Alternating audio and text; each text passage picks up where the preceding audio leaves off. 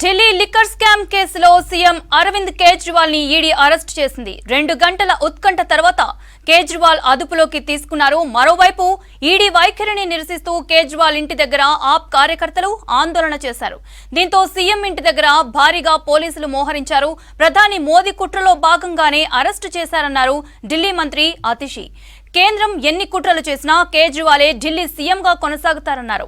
Jail నుంచి అరవింద్ కేజ్రీవాల్ పరిపాలన కొనసాగిస్తారని మంత్రులు ప్రకటించారు. సెర్చ్ వారెంట్ తో కేజ్రీవాల్ ఇంట్లోకి వెళ్లిన ఈడీ అధికారులు తనిఖీలు చేశారు. సుమారు 12 మంది అధికారులతో కూడిన ఈడీ బృందం సెర్చ్ చేసింది. మద్యం పాలసీ కేసులో విచారణకు రావాలని ఇప్పటికే 9 సార్లు కేజ్రీవాల్ కి ఈడీ సమన్లు జారీ చేసింది. అయితే కేజ్రీవాల్ ఇప్పటి వరకు విచారణకు వెళ్లలేదు. లిక్కర్ కేసులో కేజ్రీవాల్ కి ఢిల్లీ హైకోర్టులోనూ ఊరట లభించలేదు. అరెస్టు నుంచి మినహాయింపు కల్పించేందుకు కోర్టు నిరాకరించింది. కేసు దర్యాప్తు దశలో ఉన్నందున జోక్యం చేసుకోలేమని హైకోర్టు చెప్పింది. ఢిల్లీ హైకోర్టు తీర్పు వచ్చిన గంటల వ్యవధిలోనే కేజ్రీవాల్ ఇంట్లో ఈడీ రైడ్ జరిగింది. మరోవైపు కేజ్రీవాల్ లాయర్లు సుప్రీంకోర్టులో పిటిషన్ వేశారు. అత్యవసర జాబితాలో చేర్చి విచారణ జరిపించేందుకు లీగల్ టీం ప్రయత్నిస్తున్నట్లు సమాచారం. రైట్, కేజ్రీవాల్ అరెస్ట్ కు సంబంధించిన మరిన్ని వివరాలు మదర్ అందిస్తారు. మదర్, ఈ కేసుకు సంబంధించిన అప్డేట్స్ ఏంటి? మరి కాసేపట్లోనే అరవింద్ కేజ్రీవాల్ ని ఈడీ ప్రధాన కార్యాలయానికి తీసుకురాబోతున్నారు. ప్రస్తుతం అరెస్టు తర్వాత జరిగేటువంటి ప్రొసీజర్ అంతా కూడా ఆయన నివాసంలో జరుగుతా ఉంది. మొదట 2 గంటల పాటు ఆయన నివాసంలో సోదాలు నిర్వహించారు. సోదాలకు సంబంధించిన పంచనామా పూర్తయిన తర్వాత ఆయనకు అరెస్ట్ మెమో అనేది కూడా ఇస్తారు. అరెస్ట్ మెమోలో ఆయన్ని ఏ గ్రౌండ్స్ తోటి అరెస్ట్ చేశారనే దానిపైన పూర్తి స్థాయిలో వివరాలు ఉంటాయి. దాంతోపాటు ఏదైనా సీజ్ చేస్తే, ఎందుకంటే మొన్న కవితకు సంబంధించిన అరెస్టు సమయంలో ఆమె నివాసంలో ఉండేటువంటి కొంతమంది సిబ్బందికి సంబంధించిన ఫోన్లను స్వాధీనం చేసుకున్నారు.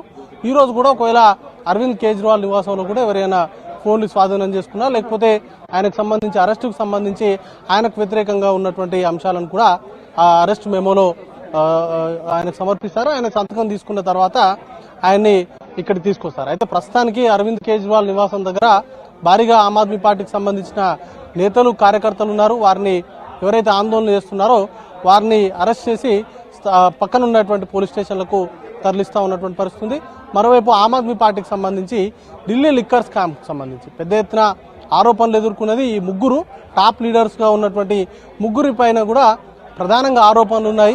సౌత్ లాబింగ్ సంబంధించి ముఖ్యంగా బీఆర్ఎస్ ఎమ్మెల్సీ కవితతో పాటు శరత్ చంద్రారెడ్డి కావచ్చు, అరుణ్ రామచంద్ర పిల్లై, మాగుంట శ్రీనివాస్ రెడ్డి, మాగుంట రాఘవ, ఇట్లా అభిషేక్ బోయనపల్లి, అలాగే ఆమె సీఏగా ఉన్నటువంటి బుచ్చిబాబు గోరంట్ల, వీరందరితో కూడా ఢిల్లీ ప్రభుత్వంలో ఉన్నటువంటి కీలకంగా వ్యవహరించినటువంటి మనీష్ సిసోడియా, సంజయ్ సింగ్, అలాగే అరవింద్ కేజ్రీవాల్ మాట్లాడారు. వారి సూచనల మేరకే ఇదంతా కూడా జరిగింది. సౌత్ లాబీకి సంబంధించి 100 కోట్ల కిక్ బ్యాక్స్ అనేది కూడా చేతురు మారాయి. హవాలా మార్గంలో ఆమ్ ఆద్మీ పార్టీకి పెద్ద ఎత్తున డబ్బులు వచ్చాయి.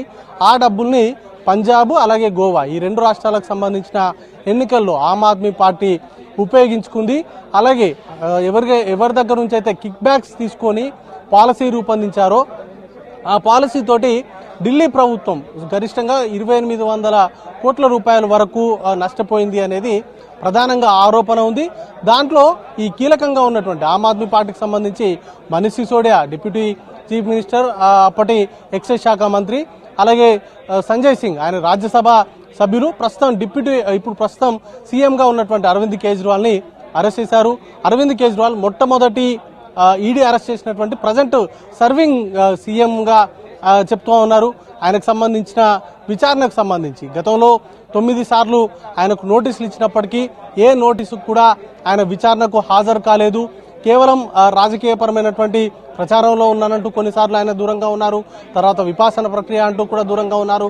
ఆ తర్వాత నుంచి అసలు ఆయనకు ఈడీ నోటీసులు ఇవ్వడమే తప్పు, రాజ్యాంగ విరుద్ధంగా ఆయనకు నోటీసులు ఇస్తున్నారు, ఆ నోటీసులను రద్దు చేయాలంటూ కూడా ఆయన చెప్తూ వచ్చారు. అలాగే ఆమ్ ఆద్మీ పార్టీకి సంబంధించి కూడా ఆయన పాత్రకు సంబంధించి ఆయనని ఏ పాత్ర అంటే సాక్షిగా విచారించదలుచుకున్నారా, లేకపోతే నిందితుల జాబితాలో చేర్చి విచారిస్తున్నారా, దేనిపైన ఆయనను విచారణకు పిలుస్తున్నారనే దానిపైన స్పష్టత ఇవ్వట్లేదు. కాబట్టి అరవింద్ కేజ్రీవాల్ విచారణకు రావట్లేదు అనేటువంటి అంశాలను చూపెడుతూ ఇంతకాలం వరకు కూడా ఆయన విచారణ రాలేదు. అయితే ఈ రోజు కీలక పరిణామం చోటు చేసుకుంది. ఆయన పైన బలవంతపు చర్యలు ఈడీ తీసుకోవద్దు, అంటే అరెస్టు చేయకుండా ఈడీని ఆదేశించాలి, తాను విచారణకు సహకరిస్తానంటూ కూడా ఆయన హైకోర్టులో పిటిషన్ దాఖలు చేశారు. ఆ పిటిషన్ పైన విచారణకు సంబంధించి కూడా ఈరోజు ఆయనకు షీల్డింగ్ రాలేదు. దీంతో సాయంత్రం ఈడీకి సంబంధించి గతంలో కవితను అరెస్ట్ చేసినటువంటి కీలకంగా వ్యవహరించినటువంటి అధికారి జోగిందర్ సింగ్ ఈయనకు సంబంధించినటువంటి ఇప్పుడు అరవింద్ కేజ్రీవాల్కి సంబంధించిన నివాసంలో సోదాలు నిర్వహించారు. ఆయన్ని అదుపులోకి తీసుకొని మరి కాసేపట్లోనే ఈడీ ప్రధాన కార్యాలయానికి అయితే తీసుకురాబోతున్నారు. అందుకు సంబంధించి భద్రతకు సంబంధించి ముఖ్యంగా ఢిల్లీ డీసీపీ ఇక్కడికి చేరుకొని భద్రతకు సంబంధించిన ఏర్పాట్లను అయితే పూర్తిగా పరిశీలించారు. ఏ క్షణానైనా అరవింద్ కేజ్రీవాల్ని ఇక్కడికి తీసుకురాబోతున్నారు. ఈ రోజు రాత్రి అరవింద్ కేజ్రీవాల్ ప్రధాన కార్యాలయంలో ఉంటారు. రేపు రౌజవెండి కోర్టు ముందు ప్రవేశపెట్టబోతున్నారు. మరోవైపు సుప్రీంకోర్టులో అర్జెంట్ హియరింగ్ కి పిటిషన్ దాఖలు చేసినప్పటికీ దానిపైన విచారణకైతే తీసుకోలేదు. రేపు సీజేఐ బెంచ్ ముందు మెన్షన్ చేసేటువంటి అవకాశాలు ఉన్నాయి. మౌనిత.